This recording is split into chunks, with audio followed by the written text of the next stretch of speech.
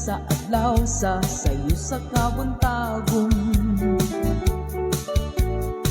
Masud kong taang katahong aning kalibutan. Gidayan-dayan ng sana higmata nga kalanggaman nga nanagawi ning kabukira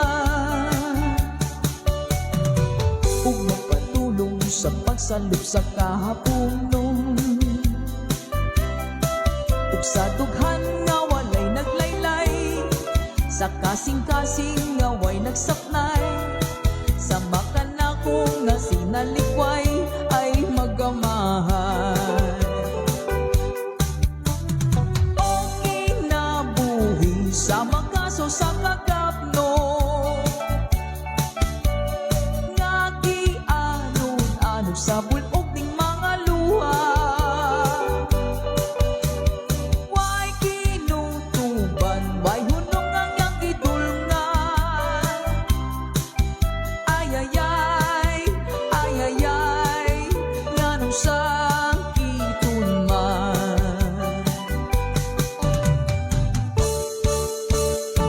Inigsidlak sa aldaw sa sayo sa kabuntagong. Masud kong taang katahong aning kalibutan. Gidayan-dayan ang sana higmata nga kalanggaman nga nanagawi ning kabukira ug mapatulong sa pagsalub sa kahaponon